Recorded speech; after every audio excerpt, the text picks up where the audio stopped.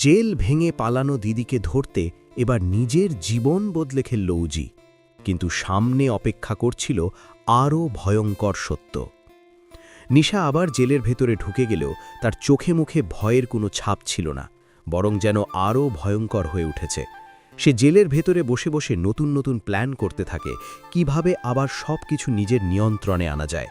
অন্যদিকে উজি সেই রাতেই সিদ্ধান্ত নিয়ে ফেলে যে আর দেরি করা যাবে না, এবার সত্যিই তাকে নিজের জীবনটা বদলে ফেলতে হবে।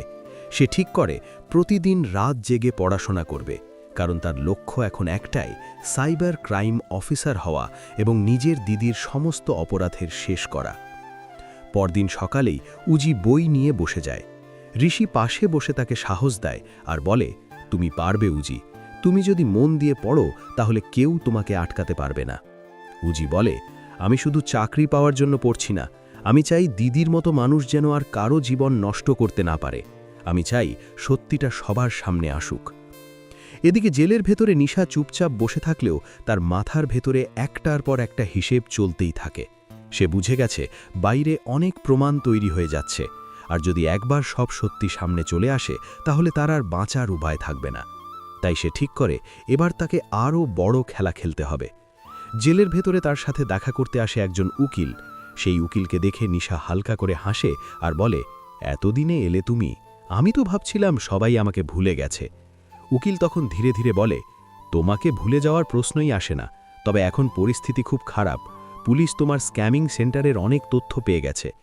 নিশা একটু চুপ করে থেকে বলে, তথ্য পেলেই তো হবে না, প্রমাণ দরকার, আর সেই প্রমাণ যদি না থাকে তাহলে কেউ আমাকে ছুঁটিও পারবে না। উকিল বলে, কিন্তু সেই মেয়েটা দীপ্তি, সে যদি সব বলে দেয় তাহলে সমস্যা বাড়বে। নিশা তখন ঠান্ডা গলায় বলে, দীপ্তি এখনো পুরো সত্যি জানে না, আর যদি কখনো মনে পড়েও যায় তাহলে মনে রাখবে তার মুখ বন্ধ করার অনেক রাস্তা আমার জানা আছে। এদিকে দীপ্তি ধীরে ধীরে সুস্থ হয়ে উঠছে, কিন্তু তার মাথার ভেতরে সেই দিনের ঘটনা বারবার ঘুরে ফিরে আসছে। সে ভাবছে কোথায় যেন ওই মেয়েটাকে দেখেছিল। তারপর হঠাৎ করেই তার মাথায় যেন একটা ছবি স্পষ্ট হয়ে ওঠে। সে মনে করতে পারে সেই স্ক্যামিং সেন্টারে দাঁড়িয়ে থাকা সেই মেয়েটাই ছিল নিশা। দীপ্তি হঠাৎ করে ভয়ে কেঁপে ওঠে। দীপ্তি তখন দুর্জয় আর পৃথাকে ডেকে বলে, আমি মনে করতে পেরেছি ওই স্ক্যামিং সেন্টারের মহারানী যে ছিল সে আর কেউ না, সে হচ্ছে নিশা। এই কথা শুনে দুর্জয় আর পৃথা দুজনেই স্তব্ধ হয়ে যায়, কারণ তারা এতদিন ভাবছিল বিষয়টা অন্য কিছু, কিন্তু এখন সব কিছু একেবারে পরিষ্কার হয়ে উঠছে।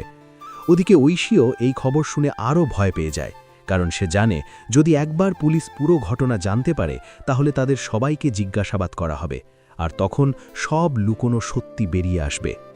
এদিকে অফিসার জিৎ বসু বসে বসে পুরো কেসটা বিশ্লেষণ করছিলেন। তিনি বুঝতে পারছিলেন এই কেসটা সাধারণ কোনো প্রতারণার ঘটনা নয়, এর পেছনে অনেক বড় একটা চক্র কাজ করছে। তিনি ঠিক করেন এবার সাইবার সেলের সাহায্য নিতে হবে, কারণ সমস্ত লেনদেন আর যোগাযোগ অনলাইনের মাধ্যমে হয়েছে। ঠিক তখনই উজি থানায় এসে জিৎ বসুর সাথে দেখা করে। সে বলে, অফিসার, আমি আপনাকে সাহায্য করতে চাই। জিৎ বসু অবাক হয়ে বলেন, তুমি কি করে সাহায্য করবে?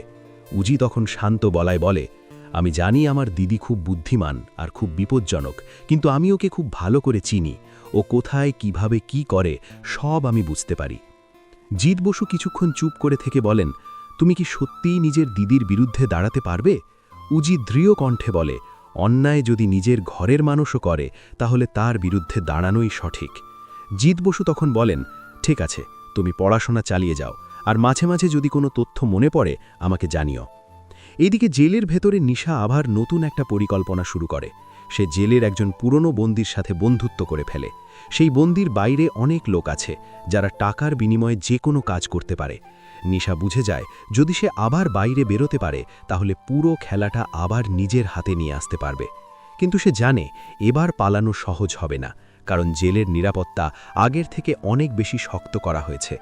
রাতের অন্ধকারে জেলের ছোট্ট জানালার দিকে তাকিয়ে নিশা নিজের মনে বলে, এই খেলাটা এখনো শেষ হয়নি। সবাই ভাবে নিশা হার মেনেছে, কিন্তু তারা জানে না আসল খেলা এখনো বাকি। আর অন্যদিকে উজি নিজের ঘরের আলো জ্বালিয়ে বই খুলে বসে থাকে। তার চোখে এখন আর ভয় নেই, আছে শুধু একটাই লক্ষ্য, সত্যি আর ন্যায়ের জন্য লড়াই করা। সময় ধীরে ধীরে এগিয়ে যায়। একদিকে অন্ধকারের মধ্যে নতুন ষড়যন্ত্র তৈরি হচ্ছে আর অন্যদিকে আলোয় দাঁড়িয়ে উজি তৈরি হচ্ছে সত্যের পথে হাঁটার জন্য। কিন্তু সামনে যে ঝড় আসছে সেটা কেউ এখনো বুঝতে পারছে না, কারণ নিশা যে আবারও এমন কিছু করতে চলেছে যা সবাইকে অবাক করে দেবে। আর সেই দিনই শুরু হবে উজি আর নিশার আসল লড়াই, যেখানে একদিকে থাকবে অপরাধ আর অন্যদিকে থাকবে ন্যায়ের শক্তি। আর সেই লড়াইয়ের ফলেই ঠিক হবে কে জিতবে আর কে হারবে। সেই রাতের পর থেকে উজির জীবন যেন একেবারে বদলে যেতে শুরু করল। আগে যেখানে সে অনেকটা অগোছালোভাবে দিন কাটাত, এখন সেখানে তার প্রতিটা দিন একটা নির্দিষ্ট লক্ষ্য নিয়ে শুরু হয়। ভোর হতেই সে উঠে পড়ে, বই নিয়ে বসে যায়। সাইবার ক্রাইম আইন, কম্পিউটার নেটওয়ার্ক, অনলাইন প্রতারণার কৌশল সব কিছু মন দিয়ে পড়তে থাকে। ঋষি প্রায় প্রতিদিনই এসে তাকে সাহায্য করে, কখনো বই এনে দেয়, কখনো আবার বিভিন্ন কেস স্টাডি দেখায়, যাতে উজি বাস্তব ঘটনাগুলো বুঝতে পারে। উজি মাঝে মাঝে পড়তে পড়তে থেমে যায়, কারণ তার চোখের সামনে ভেসে ওঠে নিজের দিদির মুখ। একসময় সেই দিদি তাকে কোলে করে বড় করেছে, তাকে স্কুলে পৌঁছে দিয়েছে, তার জন্য নতুন জামা কিনে দিয়েছে। অথচ সেই মানুষটাই আজ এত বড় অপরাধের সঙ্গে জড়িয়ে গেছে।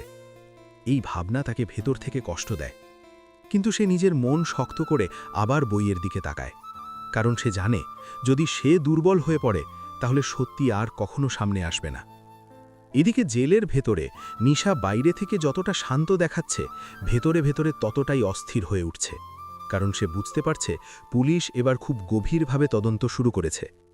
তার পুরনো সব লেনদেন খুঁজে বের করার চেষ্টা চলছে। এমনকি বাইপাসের সেই স্ক্যামিং সেন্টারের কম্পিউটার হার্ড ডিস্কও পুলিশ উদ্ধার করেছে। যদিও অনেক তথ্য মুছে ফেলা হয়েছে, তবুও বিশেষজ্ঞরা সেই ডেটা ফেরত আনার চেষ্টা করছে। নিশা জানে যদি সেই ডেটা উদ্ধার হয়ে যায় তাহলে তার বিরুদ্ধে বড় প্রমাণ তৈরি হয়ে যাবে, তাই সে জেলের ভেতর থেকেই একটা বার্তা বাইরে পাঠানোর চেষ্টা করে। তার পুরনো সহযোগীদের কাছে খবর পৌঁছে যায় যে যেভাবেই হোক সেই হার্ড ডিস্ক নষ্ট করে দিতে হবে।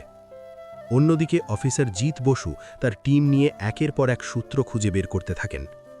তিনি বুঝতে পারেন এই স্ক্যামিং চক্র শুধু একটা জায়গায় সীমাবদ্ধ ছিল না, দেশের বিভিন্ন জায়গা থেকে মানুষকে প্রতারণা করা হয়েছে। অনেক বৃদ্ধ মানুষ তাদের সারা জীবনের সঞ্চয় হারিয়েছে, কেউ আবার ঋণের বোঝা নিয়ে ভেঙে পড়েছে। এই সব তথ্য যখন উজির সামনে আসে তখন তার মন আরও শক্ত হয়ে যায়। সে ভাবে যদি দিদি সত্যিই এই সব কিছুর সঙ্গে জড়িয়ে থাকে তাহলে তাকে থামানোই তার দায়িত্ব। এদিকে দীপ্তি ধীরে ধীরে পুরোপুরি সুস্থ হয়ে উঠেছে, কিন্তু তার ভেতরের ভয় এখনও কাটেনি। সে বারবার সেই স্ক্যামিং সেন্টারের ঘরটা মনে করার চেষ্টা করে, যেখানে অনেকগুলো কম্পিউটার ছিল আর অনেক তরুণ ছেলেমেয়ে বসে ফোন করছিল, বিদেশি মানুষের সাথে ইংরেজিতে কথা বলছিল, তাদের কাছ থেকে টাকা আদায় করার জন্য মিথ্যে গল্প বানাচ্ছিল। দীপ্তি একদিন সিদ্ধান্ত নেয় সে আর চুপ করে থাকবে না। সে সরাসরি থানায় গিয়ে জিত বসুকে সব কিছু খুলে বলে দেয় কিভাবে তাকে ইন্টারভিউয়ের নামে সেখানে ডাকা হয়েছিল আর কিভাবে সে পুরো প্রতারণার বিষয়টা বুঝে ফেলেছিল। এই তথ্য পেয়ে পুলিশ আরও নিশ্চিত হয়ে যায় যে নিশা এই চক্রের মূল মাথা। যদিও সরাসরি প্রমাণ এখনও পুরোপুরি হাতে আসেনি, তবুও তদন্ত দ্রুত এগোতে থাকে। এদিকে দুর্জয় ভেতরে ভেতরে ভয় পেতে শুরু করে, কারণ সে জানে এই পুরো পরিকল্পনার একটা অংশে সে নিজেও জড়িয়ে পড়েছিল। যদিও সে ভেবেছিল এটা ছোটখাটো একটা ব্যাপার, কিন্তু এখন বুঝতে পারছে বিষয়টা অনেক বড়। পৃথাও চিন্তায় পড়ে যায়, কারণ তাদের পরিবার এখন পুলিশের নজরে চলে এসেছে। তারা বুঝতে পারছে একটা বড় ঝড় সামনে দাঁড়িয়ে আছে। ওদিকে উজি প্রতিদিন থানায় গিয়ে নতুন খবর জানার চেষ্টা করে। জিত বসু একদিন তাকে বলেন, তুমি যদি সত্যিই সাইবার ক্রাইম অফিসার হতে চাও তাহলে এখন থেকেই বাস্তব কেসগুলো বোঝার চেষ্টা করো। তিনি উজিকে কিছু পুরনো কেস ফাইল পড়তে দেন, যেখানে লেখা আছে কিভাবে বিভিন্ন প্রতারণা চক্র কাজ করে, কিভাবে তারা ভুয়া কল সেন্টার খুলে বিদেশি মানুষের কাছ থেকে টাকা হাতিয়ে নেয়, কিভাবে তারা ভুয়া সফটওয়্যার ব্যবহার করে মানুষের কম্পিউটার হ্যাক করে। এই সব পড়ে উজি ধীরে ধীরে বুঝতে পারে তার দিদি কতটা বড় অপরাধের জগতে ঢুকে পড়েছিল। এদিকে নিশা জেলের ভেতরে বসে বসে খবর পায় যে পুলিশ তার অনেক সহযোগীকে খুঁজে বের করার চেষ্টা করছে। এতে সে আরও রেগে যায়। তার চোখে তখন এক অদ্ভুত আগুন জ্বলতে থাকে। সে মনে মনে ভাবে কেউ তাকে হারাতে পারবে না। এক রাতে সে জেলের ভেতরে সেই পুরনো বন্দীকে দেখে বলে, সময় এসে গেছে, এবার আমাদের বড় একটা পদক্ষেপ নিতে হবে। বন্দীটি অবাক হয়ে জিজ্ঞেস করে কি করতে হবে। নিশা ধীরে ধীরে বলে, বাইরে যারা আছে তাদের বলো প্রস্তুত থাকতে, খুব শিগগিরই এমন একটা ঘটনা ঘটবে যাতে সবাই ব্যস্ত হয়ে পড়বে, আর সেই সুযোগেই আমি আবার খেলায় ফিরব। অন্যদিকে উজি নিজের ঘরে বসে পড়ছিল, হঠাৎ তার মনে একটা সন্দেহ জাগে। সে ভাবে, যদি দিদি এত বুদ্ধিমান হয় তাহলে সে নিশ্চয়ই জেলের ভেতর থেকেও কিছু একটা করার চেষ্টা করছে। এই ভাবনা নিয়ে সে পরের দিন থানায় গিয়ে জিৎ বসুকে বলে, আমার মনে হচ্ছে দিদি আবার কিছু পরিকল্পনা করছে। জিৎ বসু তখন গভীরভাবে চিন্তা করেন, কারণ তিনিও জানেন নিশা সহজে হার মানার মানুষ নয়। তদন্ত যত এগোতে থাকে ততই নতুন নতুন রহস্য সামনে আসতে শুরু করে, আর সবাই বুঝতে পারে এই লড়াইটা শুধু একটা পরিবারের ভেতরের লড়াই নয়, এটা সত্যি আর মিথ্যার লড়াই।